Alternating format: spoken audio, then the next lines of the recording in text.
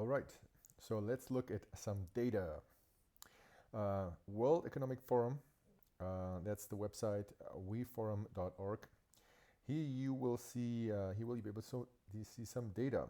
Global deaths, this is how COVID-19 compares to other diseases. And the background is that in the media you will see that there is obviously a global pandemic going on, that there is a lot of deaths.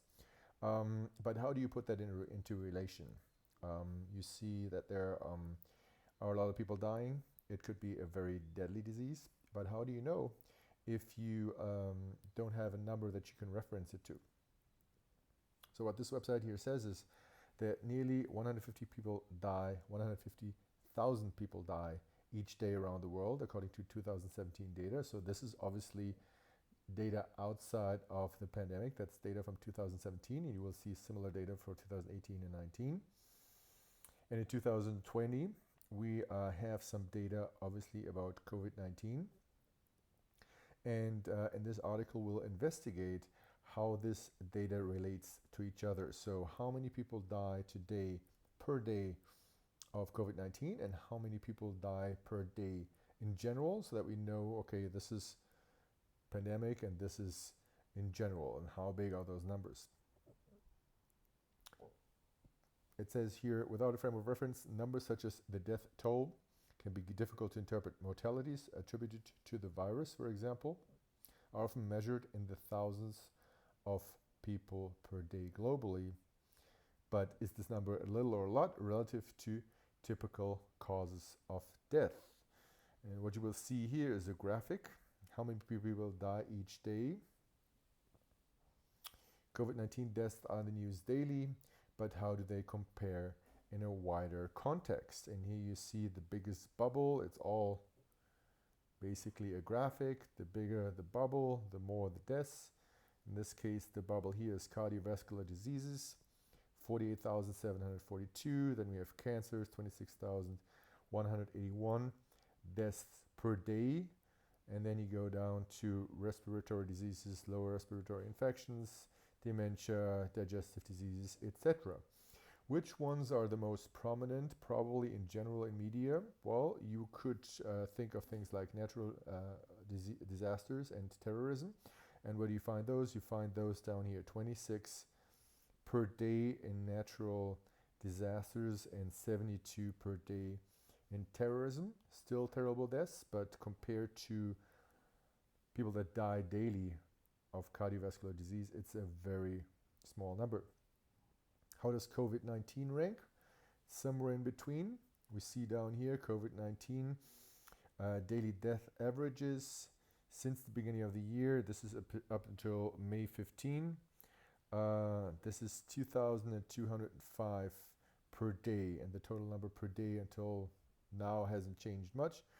So this is 2,205 per day that are declared COVID-19 deaths. And we'll talk a little bit later about like how do we get to this number. So where do we see this? This ranks right about a little bit lower than HIV/AIDS and a little bit higher than suicide. Okay, here we have the same data just in a table instead of in a graphic. Cardiovascular disease, the highest. While the death toll for HIV/AIDS peaked in 2004, it still affects many people today. The diseases cause over 2,600 daily deaths on average. And that is more than we see of COVID-19, yet COVID-19 is in the media all day, every day today, and HIV/AIDS is barely mentioned, even though it still has a higher death rate.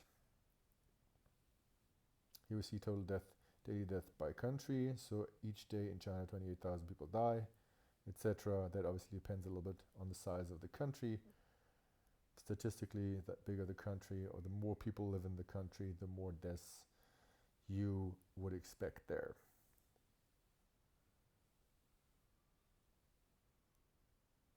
Keeping perspective, while these numbers help provide some context in the global scale of COVID-19 deaths, they do not offer direct comparison. This is correct.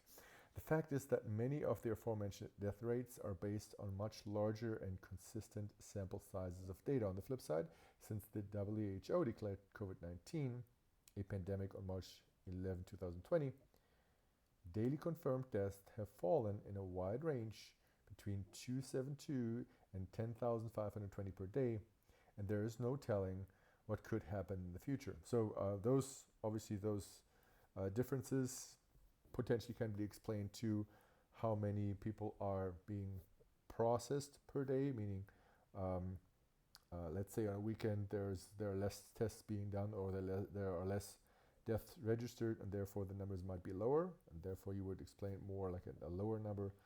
And then obviously people catch up on the beginning of the week, and then the number would be higher on those days. On top of this variance, data on confirmed COVID-19 deaths has other quirks, or in other words, is unscientific. For example, testing rates for the virus may vary between jurisdictions. So if you have a country where a lot of people die, but you don't test them for COVID-19, you wouldn't have any COVID-19 deaths.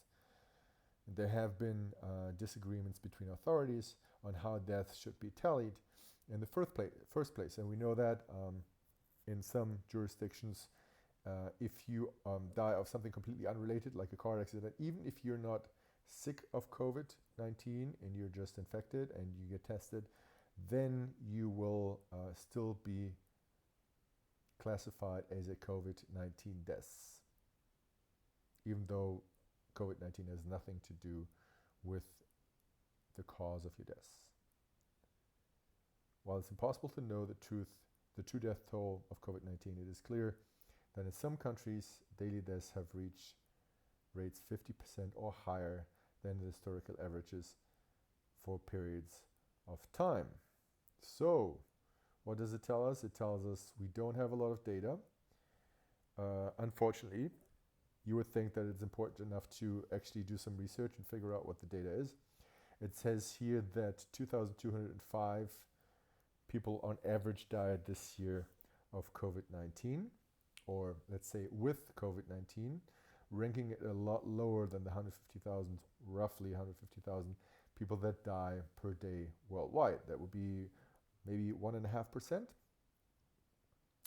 So 1.5% of people that die a day are classified as COVID-19 deaths, and we don't even know if those people actually died of COVID-19. Just to put data into relation, it's worthwhile investigating a little bit further.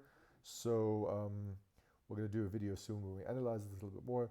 Thank you guys so much for watching for now. We'll see you in the next video soon.